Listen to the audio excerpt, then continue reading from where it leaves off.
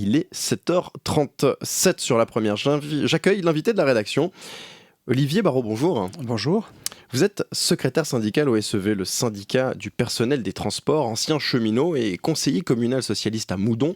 Merci d'avoir accepté notre invitation. On va longuement parler avec vous ce matin de sécurité et du réseau ferroviaire suisse. On l'entendait dans le journal de 7h, l'accident CFF de Grange-Marnan entre dans sa phase politique, si on peut dire ainsi, parce que c'est aujourd'hui et demain que la commission des transports du Conseil des États fait sa rentrée et va logiquement en débattre. Les causes tout d'abord peut-être de cet accident qui a marqué les esprits. Le non-respect d'un signal avait causé, on s'en souvient bien évidemment, la mort d'un mécanicien et fait 35 blessés. Alors rien n'a encore filtré sur l'enquête en tant que telle, mais est-ce que vous avez, Olivier Barraud, des pistes ? On n'a pas plus de pistes que quasiment au lendemain de l'accident, c'est-à-dire que il semblerait que ça soit le non-respect de la signalisation de sortie de la gare de Grange-Marnan par un des deux mécaniciens qui ait causé cet accident. Maintenant, en matière de chemin de fer, il peut y avoir plusieurs causes, il peut y avoir plusieurs événements qui sont arrivés dont on n'a pas la connaissance. Il faudra attendre l'enquête. Il n'empêche que quand on connaît la physionomie de la gare de Grange-Marnan, que ce soit l'emplacement des signaux, que ce soit l'équipement de sécurité, on voit bien que c'est une gare qui est obsolète dans son équipement, et ça date des années 50. C'est une gare qui est prévue pour une exploitation avec 3 personnes. Maintenant, il n'y en a plus qu'une. C'est le mécanicien qui porte sur ses épaules l'entier de la responsabilité. Donc, fondamentalement, au-delà de la vraisemblable erreur humaine, on peut en tout cas affirmer que Grange-Marnan n'est pas une installation de sécurité qui pallie à une éventuelle erreur humaine. Ouais, 2 points très importants que vous venez de dire, Olivier Barraud. Tout d'abord, l'aspect humain, bien évidemment, on va en parler dans un deuxième temps, mais ce que vous venez de dire, obsolète, ce mot-là, je rebondis dessus parce que d'autres gares, il y a énormément de gares dans ce pays qui ressemblent à celle de Grange-Marnan, ça veut dire que potentiellement, il y a beaucoup de risques. Alors non, sur d'autres secteurs. Alors il n'y a pas énormément de gares qui ressemblent à Grange-Marnan. Grange-Marnan est une gare déjà qui est sur une ligne à simple voie, donc où chaque train n'a pas sa propre voie pour circuler. On doit faire des croisements.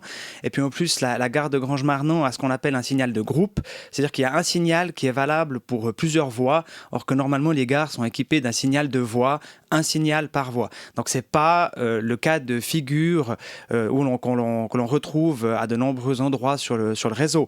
C'est une gare qui est vieille, sur une ligne qui est vieille, qui est la ligne de la Broye. Donc, mais alors, d'accord, gare vieille, ligne vieille, mais c'est des cas relativement isolés où il y a, je vous repose cette question, d'autres installations, d'autres gares qui potentiellement pourraient ressembler à ce qu'on a vu à Grange-Marnan. Alors, il y a d'autres gares qui ont une configuration qui se rapproche de celle de Grange-Marnan. Maintenant, il faut toujours bien voir une chose. Il y a ici une erreur humaine qui s'est vraisemblablement produite, ce qui ne veut pas dire qu'il y a tous les jours les gens qui risquent leur vie quand ils prennent les trains. Il faut rester correct. C'est-à-dire qu'aujourd'hui, le réseau ferroviaire suisse reste un réseau extrêmement sûr. D'ailleurs, les cheminots s'emploient tous les jours à ce qu'ils soient le plus sûr possible. La question, elle est de savoir si on a des systèmes de sécurité suffisants pour pallier à une éventuelle erreur humaine, ce qui est manifestement pas le cas à la gare de Grange-Marnan. Vous avez l'impression que cet accident est symptomatique du problème plus général de sécurité, de signalisation sur le réseau ferroviaire suisse ? J'ai pas l'impression qu'il est symptomatique. Je pense qu'une erreur humaine, elle peut arriver n'importe quand, même si on a un réseau ferroviaire avec toutes les sécurités techniques possibles et les meilleures du monde. L'erreur humaine, elle est toujours possible.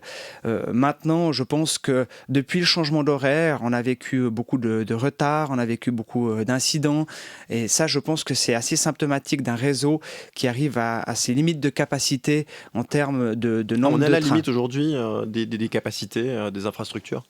Je pense qu'aujourd'hui, on a encore une exploitation qui est sûre, mais je pense aussi qu'en termes de quantité de trains par rapport au réseau que l'on possède, je pense qu'on est arrivé à certaines limites, oui. Vous dites l'erreur humaine aujourd'hui est possible, bien évidemment. Alors, quid d'une automatisation de ce type de transport ? On sait qu'aujourd'hui, on a toujours bien évidemment des mécaniciens qui conduisent les locomotives. Néanmoins, imaginons à l'avenir des réseaux sans mécaniciens à bord. Est-ce que ce serait, selon vous, possible ? On l'a vu, il y a un métro à Lausanne qui circule sans pilote.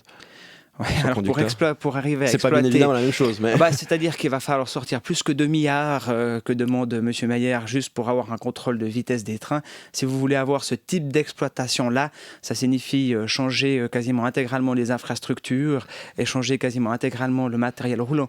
Donc on est très très très loin de ce genre d'exploitation à l'heure actuelle. Ça pourrait venir éventuellement sur certaines lignes, comme on a vu en ville avec le M2, mais au niveau chemin de fer... au niveau c'est- national, on oublie, c'est de la pure Ouais, fantaisie. je pense que c'est de la fiction.